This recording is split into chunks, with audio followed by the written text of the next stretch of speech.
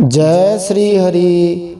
श्रीमद्भागवत महापुराणम दशमः स्कंधः उत्तरार्धः अथ 53तमोऽध्यायः। अब हम श्रीमद्भागवत महापुराण के दशम स्कंद के उत्तरार्ध के 53वें अध्याय में भगवान श्री कृष्ण द्वारा रुक्मिणी हरण इस प्रसंग का श्रवण करते हैं। पिछले भाग में हमने श्लोक संख्या 14 से श्लोक संख्या 38 तक श्रवण किया था। अब हम इस अध्याय के तीसरे भाग में श्लोक संख्या 39 से श्रवण करते हैं अध्याय समाप्ति पर्यंत, और इन आगे के श्लोकों को सुनते हुए हम इन प्रश्नों के उत्तर भी जानते हैं। जानकी जी सीता की तरह रुक्मिणी जी का अंबिका मंदिर जाकर अर्चना करना। राम कृष्ण एक हैं, सीता रुक्मिणी एक हैं, इनका लीला साम्य हम जानेंगे। रुक्मिणी जी ने भगवती दुर्गा से क्या प्रार्थना की, और अंतिम प्रश्न भगवान श्री कृष्ण द्वारा सुंदरी रुक्मिणी का अपहरण किस प्रकार किया गया, रुक्मिणी हरण लीला हम जानेंगे। एवं प्रेम कला बद्धा वदन्ते स्म पुरौकसः कन्या चान्तः पुरात् प्रागाद् भटैर्गुप्ताम्बिकालयम्। जिस समय प्रेम परवश होकर पूर्वा से लोग परस्पर इस प्रकार की बातचीत कर रहे थे, उसी समय रुक्मिणी जी अंतःपुर से निकलकर देवी जी के मंदिर के लिए चली।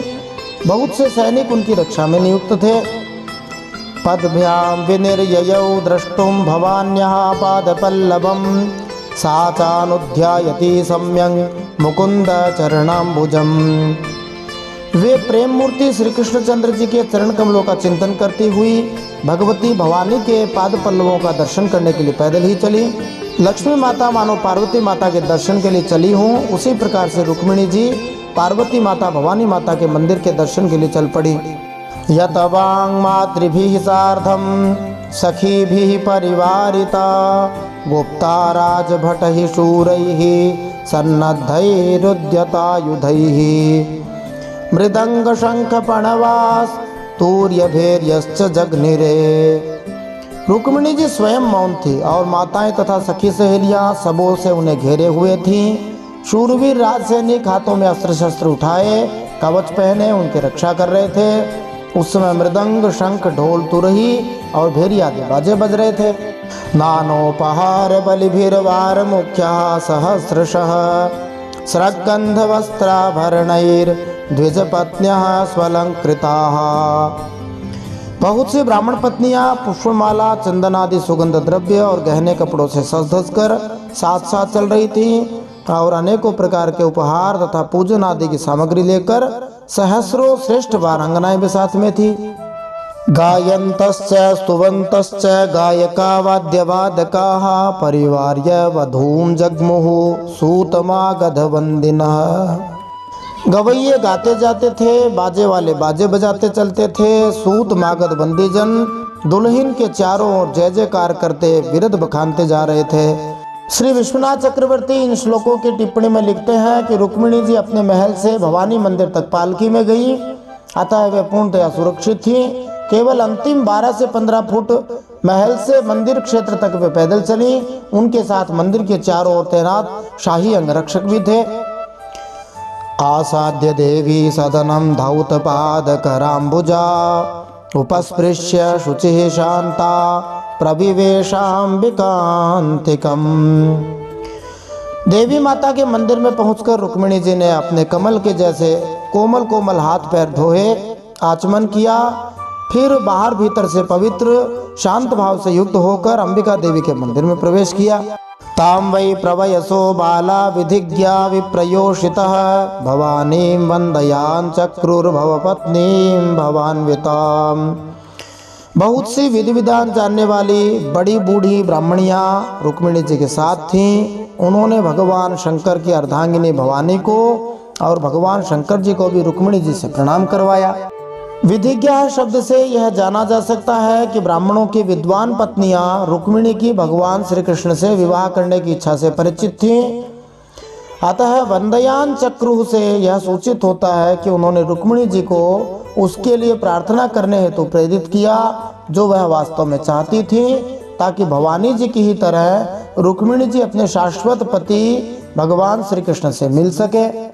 जब मंत्र पढ़ने का अवसर आया तब रुक्मिणी जी बड़ी बूढ़ी स्त्रियों के बताए अनुसार आधा मंत्र तो यह पढ़ रही थी, नमस्ये त्वाम्बिके भीक्ष्णं स्वसंतानयुतां शिवां भूयात् पतिर्मे भगवान कृष्णस्तदनुमोदताम्।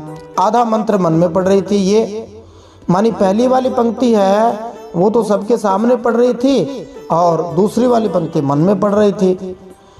रुक्मिणी जी ने भगवती माता से प्रार्थना की सबके सामने, हे अंबिका माता, आपकी गोद में बैठे हुए आपके प्रिय पुत्र श्री गणेश जी को तथा आपको मैं बार बार नमस्कार करती हूँ, भगवान शंकर को मैं नमस्कार करती हूँ। फिर यह आधा मंत्र अपने मन में ही पढ़ लेती, भूयात् पतिर्मे भगवान कृष्णस्तदनुमोदताम्।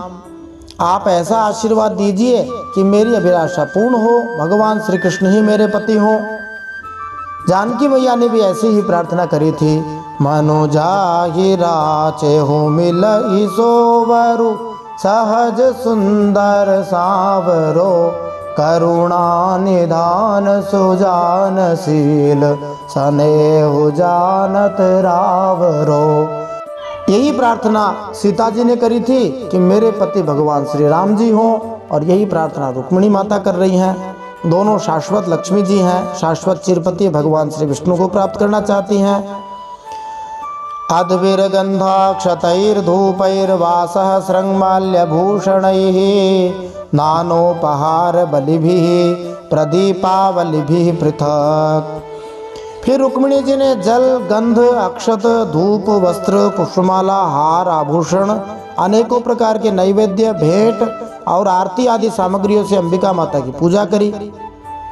जल से पादयोपाद्यम हस्तयोर अर्घ्य मुखे आचमनीयम समर्पित किया, गंध समर्पित किया, अक्षतम समर्पयामि, धूपम आग्रहपयामि, धूप चढ़ाया, अगरबत्ती नहीं चढ़ाई, अगरबत्ती पवित्र नहीं होती है, उसमें बांस की लकड़ी होती है, इसलिए धूप चढ़ाई। माता जी को वस्त्र चढ़ाए, वस्त्रोपवस्त्रम समर्पयामि, पुष्पमाला चढ़ाई, पुष्पमालाम समर्पयामि, सोने के हार लेकर आए थे वो चढ़ाए, आभूषण चढ़ाए, नैवेद्यम निवेदयामि, नैवेद्य चढ़ाया, खूब भेंट चढ़ाई, और अंत में जय अम्बे गौरी मैया जय श्यामा गौरी तुमको निश दिन ध्यावत मैया जी को सब ही मनावत हरि ब्रह्मा शिवरी ओम जय अम्बे गौरी। इस प्रकार माता जी की आरती करी।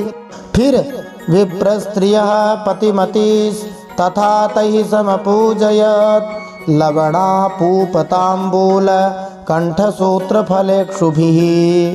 फिर ऊपर कही हुई सामग्रियों से तथा नमक, पुआ, पान, कंठसूत्र, फल और ईख से सुहागिन ब्राह्मणियों की भी पूजा करी। जो सुहागिन ब्राह्मणी स्त्रियां होती हैं उन्हें ये सब चीजें भेंट करी। तस्यै स्त्रियस्ताः प्रददुः शेषां युयुजुराशिषः ताभ्यो देव्यै नमश्चक्रे शेषां च जगृहे वधूः। तब ब्राह्मणियों ने उन्हें प्रसाद देकर आशीर्वाद दिए। दुल्हन ने ब्राह्मणियों और माता अंबिका को नमस्कार करके प्रसाद ग्रहण किया। मुनिव्रतमथ त्यक्त्वा निश्चक्रामाम्बिका गृहात् प्रगृह्य पाणिना भृत्यां रत्नमुद्रोपशोभिना। पूजा अर्चा की विधि समाप्त हो जाने पर रुक्मिणी जी ने मौन व्रत तोड़ दिया, जिसको मुनि व्रत कहा जाता है। मुनि का अर्थ ही होता है जो मौन रहते हैं, मननशील होते हैं। रत्नजटित अंगूठी से जगमगाते हुए करकमल के द्वारा एक सहेली का हाथ पकड़कर रुक्मिणी माता गिरजा मंदिर से बाहर निकली है।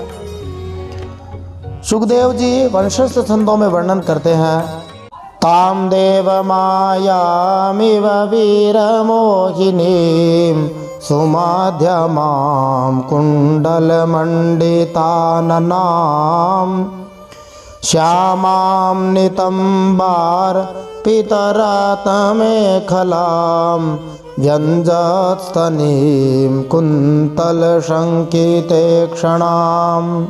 रुक्मिणी जी भगवान की माया के समान ही बड़े बड़े धीर वीरों को भी मोहित कर लेने वाली थी। उनका कटिभाग बहुत ही सुंदर और पतला, मुखमंडल कुंडलों की शोभा से जगमगा रहा था। किशोर तरुण अवस्था की संधि में थी। नितंब पर जड़ाऊ करधनी शोभायमान हो रही थी, वक्षस्थल को चुभरे हुए थे। उनकी दृष्टि लटकती हुई अलकों के कारण कुछ चंचल जान पड़ रही थी। शुचि स्मितां बिम्बफलाधरद्युति शोणायमान द्विजकुन्दकूड्मलां पदाचलन्तीं कलहंसगामिनीं शिञ्जत्कलानूपुरधाम शोभिना विलोक्य वीरा मुमुहु समागता यशस्विनस्तत्कृतरेच्छयार्दिता। रुक्मिणी जी के होठों पर मनोहर मुस्कान थी, अत्यंत प्रसन्न थी, दांतों की पांत थी, वह कुंदकली के समान परम उज्जवल परंतु पके हुए कुंदरू के समान लाल लाल होठों की चमक से उस पर लालिमा आ गई थी। माने सफेद दांतों पर लाल लाल होठ बड़े सुंदर लग रहे थे। उनके पांवों के पायजेब चमक रहे थे, उनमें लगे हुए छोटे छोटे घुंघरू रुन झुन ये ध्वनि कर रहे थे। रुक्मिणी जी अपने सुकुमार चरण कमलों से पैदल ही राजहंस की गति से चल रही थी, धीरे धीरे, क्योंकि वे भगवान की प्रतीक्षा कर रही थी। उनकी वह अपूर्व छवि देखकर वहां आए हुए बड़े बड़े यशस्वी वीर सब मोहित हो गए। कामदेव ने ही भगवान का कार्य सिद्ध करने के लिए अपने बाणों से उनका हृदय जर्जर कर दिया। फिर सुखदेव जी वसंत तिल का छंद में वर्णन करते हैं कि क्या दशा हुई उन राजाओं की, वो किस प्रकार गिरने लगे। याम वीक्ष्यते नृपतयस तदुदारहास व्रीडावलोकरितचेतसोज्झितास्त्राः पेतुः क्षितौ गजरथाश्वगता विमूढा यात्राच्छलेन हरयेर्पयतीं श्वशोभाम्। रुक्मिणी जी इस प्रकार इस उत्सव यात्रा के बहाने मंद मंद गति से चलकर भगवान श्री कृष्ण पर अपना राशि राशि सौंदर्य निछावर कर रही थीं।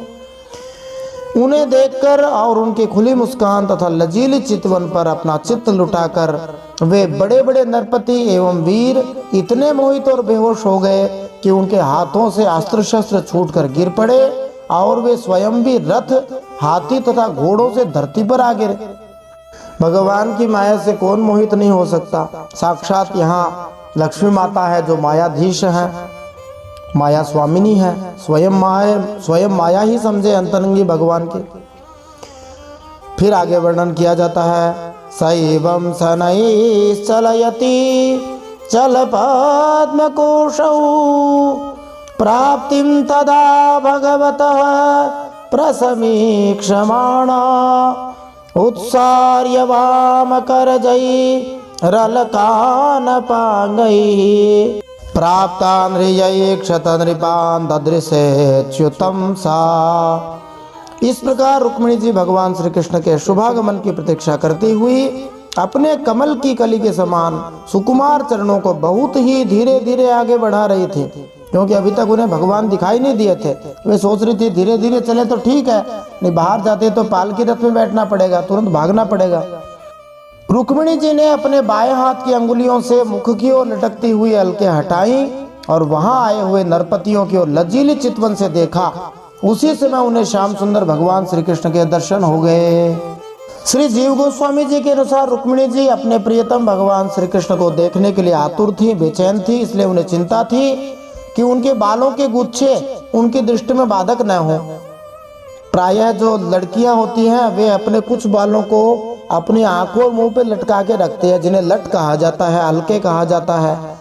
तो भगवान श्री कृष्ण भी अलके लटकाया करते थे और रुक्मिणी जी तो लटकानी ही थी, लेकिन अब वे अपनी अलकों को, लटों को साइड में कर रही हैं, भगवान के देखने में बाधा ना आए। अभक्त या असुरगण श्री भगवान के ऐश्वर्य को देखकर मोहित हो जाते हैं और सोचते हैं कि श्री भगवान की शक्ति उनकी स्थूल इंद्रियों की तृप्ति के निमित्त है, लेकिन भगवान श्री कृष्ण की अंतरंगी आह्लादनी शक्ति की अंशरूपा रुक्मिणी तो एकमात्र भगवान श्री कृष्ण की थी। चूंकि रुक्मिणी का सुंदर रूप भगवान की अंतरंगी शक्ति का प्राकट्य है, अतः अभक्त लोग उसकी ओर नहीं देख सकते। कोई कहते हैं हमें भगवान दर्शन नहीं देते, तो भगवान के दर्शन को, तेज को सहन कोई नहीं कर सकता, इसलिए भगवान दर्शन देते ही नहीं। वैसे तो भगवान है ही, हमारी आंखों में पर्दा छाया हुआ है।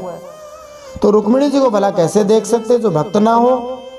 इस तरह विदर्भ में इकट्ठे हुए बलवान राजा लोग भगवान की माया शक्ति या कहो कि रुक्मिणी जी के अंश को देखकर कामुक हो उठे थे। दूसरे शब्दों में भगवान के नित्य संगिनी को देखकर कोई काम मोहित नहीं हो सकता, क्योंकि काम से कलुषित होते ही मन को माया का आवरण आध्यात्मिक जगत तथा उसके निवासियों के आद्य सौंदर्य से अलग कर देता है। अंत में रुक्मिणी जी अन्य राजाओं को तिरछी नजर से देखकर लज्जित सी हो गई, क्योंकि वे उन निकृष्ट जनों की नजरों से अपनी नजरें नहीं मिलाना चाहते थे। फिर श्री सुखदेव जी छंद बदल के वंशज छंद गाते हैं। ताम्राज कन्याम रथमारुरुक्षति जहार कृष्णो द्विषतां समीक्षताम् रथं समारोप्य सुपर्णलक्षणं राजन्यचक्रं परिभूय माधव। राजकुमारी रुक्मिणी जी रथ पर चढ़ना ही चाहती थी कि भगवान श्री कृष्ण ने समस्त शत्रुओं के देखते देखते उनकी भीड़ में से रुक्मिणी जी को उठा लिया और उन सैकड़ों राजाओं के सिर पर पांव रखकर उन्हें अपने उस रथ पर बैठा लिया जिसकी ध्वजा पर गरुड़ का चिन्ह लगा हुआ था। आश्रय देना और सुविधा देना भगवान श्री कृष्ण का धर्म ही है, स्वभाव ही है। जो भगवान की सेवा में आना चाहता है उसका हाथ पकड़कर वे अपनी ओर खींच लेते हैं। यहाँ भी उन्होंने यही किया, रुक्मिणी जी का हाथ पकड़कर उनको अपने रथ पर बैठा लिया। हम लोग भी भगवान से यही प्रार्थना करते हैं, पकड़ लो हाथ बनवारी नहीं तो डूब जाएंगे। भगवान तो रुक्मिणी जी को पकड़ लिए, हम भी प्रार्थना करें हमें भी पकड़ लो, हमारा भी हाथ पकड़ लो। ततो ययौ राम पुरोगमैः शनैः श्रीगालमध्या दिवभागहृद्धरिः। फिर जैसे शेर सियारों के बीच में से अपना भाग ले जाए, वैसे ही रुक्मिणी जी को लेकर भगवान श्री कृष्ण बलराम जी इन सब यदुवंशियों के साथ वहां से भाग चल पड़े। अब इसकी क्या प्रतिक्रिया हुई तो कहते हैं अंतिम श्लोक इस अध्याय का, तम मानिनः स्वाभिभवं यशक्षयं परे जरासन्धवशानसे गिरे अहोधिगस्मान् यशात् धन्वनां गोपैर्हृतं केसरिणां मृगैरिव। उस समय जरासंध के वशवर्ती अभिमानी राजाओं को अपना यह बड़ा भारी तिरस्कार और यश कीर्ति का नाश सहन न हुआ। वे सब टुकुर टुकुर करते देखते रह गए। सब के सब चिढ़कर कहने लगे, हो हमें धिक्कार है, आज हम लोग धनुष धारण करके खड़े ही रह गए और ये ग्वाले जैसे शेर के भाग को हरिण ले गया, उसी प्रकार हमारा सारा यश छीन के ले गए। इस अध्याय के अंतिम 2 श्लोकों से यह स्पष्ट है कि असुरों की विकृत बुद्धि उन्हें वस्तुओं को सच्चाई से सर्वथा विपरीत दिखलाती है। यह स्पष्ट कहा गया है कि भगवान श्री कृष्ण श्री रुक्मिणी जी को उसी तरह ले गए जैसे एक शेर सियारों के झुंड से अपना शिकार ले जाए, किंतु असुरों ने अपने आप को शेर की तरह माना और भगवान श्री कृष्ण को एक छोटा सा प्राणी जैसा माना। हरि भक्ति के बिना जीवन अत्यंत खतरनाक हो जाता है। प्रायः विपर्य बुद्धि ऐसा ही सोचा करते, उल्टा ही सोचती है। बोलिए भक्तवत्सल भगवान की जय, रुक्मिणी माता की जय, कृष्ण कन्हैया लाल की जय, रुक्मिणी द्वारकाधीश भगवान की जय, द्वारकाधीश रुक्मिणी माता की जय। श्रीमद्भागवत महापुराण की जय, परम सत्य श्री हरि की जय। इति श्रीमद्भागवते महापुराणे पारमहंस्यां संहितायां दशमस्कन्धे उत्तरार्धे रुक्मिणी हरणं नाम 53तमोऽध्यायः। श्रीमन्नारायणार्पणमस्तु।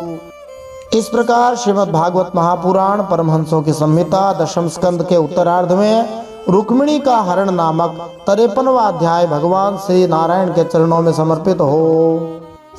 भगवान श्री कृष्ण द्वारकाधीश और रुक्मिणी जी का विवाह का प्रसंग हम अगले अध्याय में सुनेंगे।